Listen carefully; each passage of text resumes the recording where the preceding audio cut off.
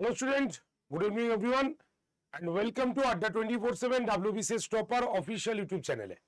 প্রত্যেককে স্বাগত। আজকের এই ছোট্ট একটি সেশনে যেখানে আমরা আলোচনা করতে চলেছি WBCS মেন্স পেপার নিয়ে। প্রিলিমস তো হয়েই গেল, 2023 প্রিলিমস কোয়ালিফাই যারা করেছো, এবার তো মেন্সের জন্য প্রস্তুতি নিতেই হবে।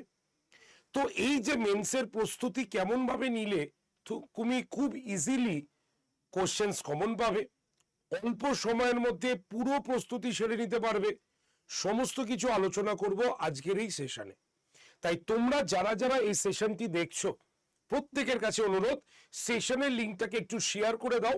তোমরা যেই সমস্ত হোয়াটসঅ্যাপ গ্রুপে রয়েছো, তোমার চেনা পরিচিত বন্ধু বান্ধব যারা WBCS প্রিলিমস কোয়ালিফাই করেছে 2023-এ তাদের ক্ষেত্রেও, এবং যারা এবছর পরীক্ষা দিতে চলেছ তাদের ক্ষেত্রেও অবশ্যই এই সেশনটি একটি গুরুত্বপূর্ণ সেশন হতে চলেছে। তাই প্রত্যেকের কাছে অনুরোধ, তোমরা অবশ্যই ক্লাসের লিঙ্কটাকে শেয়ার করো, আর যদি তোমাদের উপকারে আসে তো অবশ্যই লাইক বাটন প্রেস করে প্রত্যেকের কাছে পৌঁছে যেতে সাহায্য করো আজকের এই সেশনটি। তো আজকে আমাদের আলোচনার বিষয়বস্তু হচ্ছে WBCS মেন্স। তো WBCS মেন্স আমরা কিভাবে পড়ব এই অল্প কয়েকটি দিনে, সেটা আলোচনা করার আগে আমি ঠিক করলাম যে WBCS মেন্সে কি কি থাকে, কতক্ষণ পরীক্ষা হয়, কোন শিফটে পরীক্ষা হয়, কদিনে পরীক্ষা হয়, সেটার সম্পর্কে একটু নলেজ তোমাদের দিয়ে দিই। যদিও তোমাদের আছে, কিন্তু তা সত্ত্বেও আমার দায়িত্ব বা কর্তব্যের মধ্যে এটা পড়ে থাকে। তো WBCS মেন্স যদি আমরা দেখি, তাহলে WBCS মেন্সের ক্ষেত্রে আমরা এ গ্রুপ এবং বি গ্রুপদের জন্য একটা স্পেশাল অপশনাল পেপারের ক্লাস দেখি, আর বাদবাকি ওভারঅল সবার জন্য একদম জেনারেলি একটি পেপার থাকে, কম্পালসারি পেপার। তো সেই পেপারগুলোতে পরীক্ষা তোমাদের দিতে হয় দুটো শিফটে। অর্থাৎ যদি আমরা দেখি 4 দিনে যারা এ গ্রুপ এবং বি গ্রুপ নিয়েছো তারা 4 দিনে পরীক্ষাটা দিতে পারবে বা দেবে, আর যারা সি এবং ডি গ্রুপ নিয়েছো তাদের 3 দিনেই পরীক্ষাটি কভার হয়ে যাবে। প্রত্যেক দিনে দুটো করে পেপার, একটা হচ্ছে 9টা থেকে 12টা 3 ঘন্টাই পেপার হয়, আরেকটা হচ্ছে মোটামুটি হচ্ছে 2টো থেকে 5টা 3 ঘন্টা। তাহলে মাঝখানে দেখা গেল 12টা, তো 2 ঘন্টা তোমার গ্যাপ আছে, 2 ঘন্টার গ্যাপে তুমি আবার পেপার 2টা পাবে। তাহলে প্রথমে 9টা থেকে পরীক্ষা স্টার্ট হয়। তো কি কি কম্পালসারি পেপার রয়েছে একটু বলে দিই। পেপার ওয়ানে হচ্ছে বেঙ্গলি, হিন্দি, উর্দু, এরকম যাদের যা ভাষা রয়েছে আমাদের WBCS ইনক্লুডেড, সেই ভাষা মানে রিজনাল ল্যাঙ্গুয়েজ, সেটা পেপার ওয়ানে হয়ে থাকে। বারবার বলছি, প্রত্যেকটাই তোমরা জানো যে 3 ঘন্টাই পেপার, প্রত্যেকটি পেপার 3 ঘন্টা। আর পেপার 1 আর পেপার 2 এই দুটো শুধুমাত্র ডেসক্রিপটিভ, ঠিক আছে। আর বাদ বাকি যা রয়েছে অপশনাল বাদে সব আমাদের অবজেক্টিভ প্রশ্ন কিন্তু হয়ে থাকে। তো নর্মালি পেপার 1 বেঙ্গলি অথবা হিন্দি অথবা উর্দু রয়েছে, পেপার 2তে আমাদের ইংলিশ রয়েছে। তো এই ক্ষেত্রে রিটেন হ্যাবিট করাটা সব থেকে বেশি জরুরি তোমাদের, ঠিক আছে। প্রবন্ধ লেখা, ঠিক আছে, মানে ইংলিশ থেকে বাংলা, বাংলা থেকে ইংলিশ ট্রান্সলেট করা, এগুলো সবসময় হ্যাবিচুয়েট ব্যাপার। বিভিন্ন পত্র পত্রিকা যদি তুমি একটুখানি পড়ো কারেন্ট ডাটার ওপরে, তাহলে তোমার এই জায়গায় কারেন্ট টপিকে যদি কিছু লিখতে দেয় তাহলে তোমার এটা লিখতে খুব সুবিধা হবে। তাই WBCS যারা মেন্স দিতে যাচ্ছে তাদের আমি বারবার বলছি বা বলি যে দেখো, কারেন্ট ডাটা মানে হচ্ছে পেপারগুলোকে দেখো ভালো করে, বিভিন্ন পত্রিকা কারেন্ট ঘটনাগুলোর সঙ্গে সবসময় ওয়াকিবহাল থাকো। সবসময় ওই MCQ টাইপের প্রশ্ন পড়ে গেলে কিন্তু WBCS মেন্সের ক্ষেত্রে হয় না, একটু ডিটেলে ঘটনাটার সম্পর্কে জানকারি দরকার। তাই দিনে অবশ্যই ন্যাশনাল চ্যানেলে খবর দেখো, তুমি ন্যাশনাল ইনফরমেশনগুলো তুমি গ্যাদার করো, সেটা তুমি ডেলি পেপার পড়তে পারো, ঠিক আছে, বা কোনো ম্যাগাজিন, প্রত্যেক মাসেই ম্যাগাজিন বেরোয় যেখানে কারেন্ট অ্যাফেয়ার্স এর বেশ কিছু জায়গাগুলো থরলি লেখা রয়েছে, সেই জায়গাগুলো কিন্তু তোমাদের একটু দেখে যেতে হবে।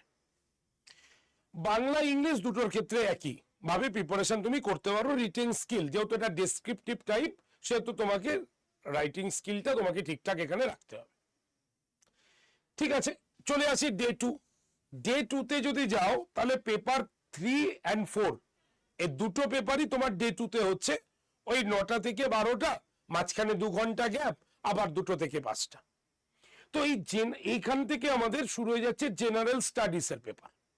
তো এই যে জেনারেল স্টাডিজ 1, ঠিক আছে, এই যে জেনারেল স্টাডিজ রয়েছে, এই জেনারেল স্টাডিজ 1 এর মধ্যে কি রয়েছে?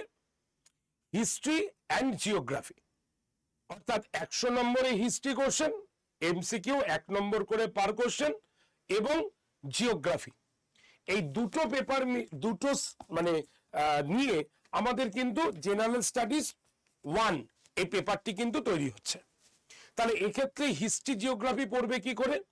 অবভিয়াসলি তোমাকে পড়তে হবে কিভাবে, যেটা তুমি প্রিলিমসে পড়েছো সেটাকেই একটু ব্রিফে পড়ো। যেমন অ্যাজ এক্সাম্পল, যেহেতু আমি ইতিহাস পড়াই তাই এটাকে খুব সহজে এক্সাম্পল হিসাবে আমি বলতে পারি।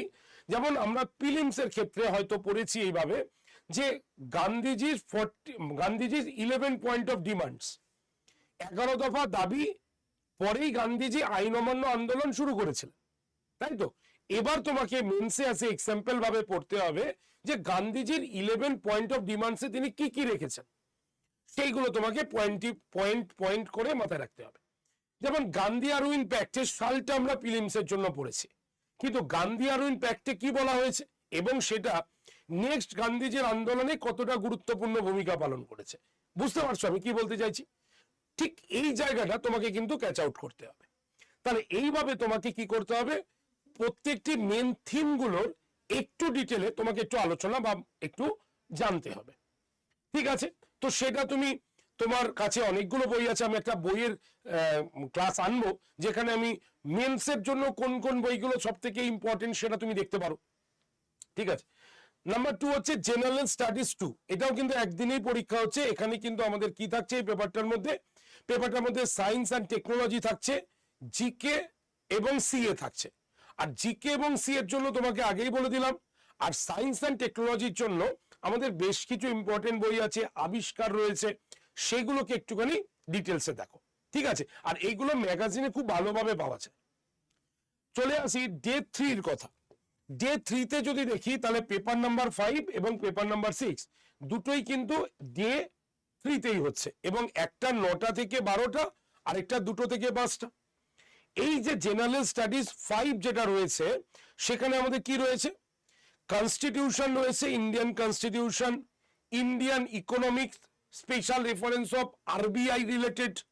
তো এই যে ইকোনমিক্স বা কনস্টিটিউশন, এই কনস্টিটিউশনের অ্যাক্টগুলো নতুন কি অ্যামেন্ডমেন্ট হয়েছে তার ডিটেল, এগুলো তোমাকে একটুখানি জানতে হবে। দেখো এমসিকিউ হলেও তোমাকে ডিটেল জানতে হবে, কারণ এটা তুমি ডাব্লিউবিসিএস মেন্স দিচ্ছ। আর সব থেকে বড় কথা, তোমাকে অবশ্যই প্রিভিয়াস ইয়ারগুলোকে একটু নজরে রাখতে হবে, কারণ প্রিভিয়াস ইয়ার আমাদের অনেক ডাউটকে ক্লিয়ার করে দিতে পারে। আমরা যে ধরনের পড়াগুলো পড়ছি সেটা কতটা ঠিক হচ্ছে, কতটা ট্র্যাকে চলছে, সেটা তোমরা প্রিভিয়াস ইয়ারের কোশ্চেন না দেখলে এটা বুঝবে না। তাই অবশ্যই প্রিভিয়াস ইয়ারের মেন্সের কোশ্চেনগুলোকে একবার দেখো, এবং সেখান থেকে যেমন টাইপটাকে ধরেছে সেই টাইপটাকে ফলো করার চেষ্টা করো। ঠিক আছে, অবশ্যই ডিটেলে পড়ে।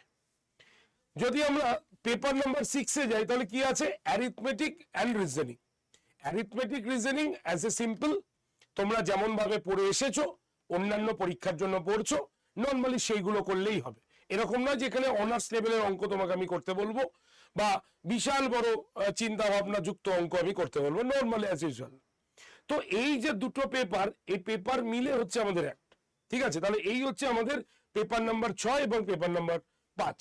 তাহলে এই যে 6টা পেপার দেখছো এটা কিন্তু সবাই দেবে, যারা এ গ্রুপ ফিল আপ করেছে তারাও দেবে, বি গ্রুপও দেবে, সি গ্রুপও দেবে, ডি গ্রুপও দেবে। তাহলে এইগুলো হচ্ছে কম্পালসারি পেপার, 1 2 3 4 5 6 কম্পালসারি পেপার। এবার চলে আসি day number 4। Day number 4 only for WBCS যারা গ্রুপ এ এবং গ্রুপ বি ফিল আপ করেছো, কারণ এখানে তুমি অপশনাল পেপারে ক্লাস পাবে। আর এই যে অপশনাল ক্লাসটা পাচ্ছ তুমি, সেটা পেপার 1 অ্যান্ড পেপার 2 একদিনেই পরীক্ষা হচ্ছে, সেম তোমার 9টা থেকে 12টা আর 2টো থেকে 5টা।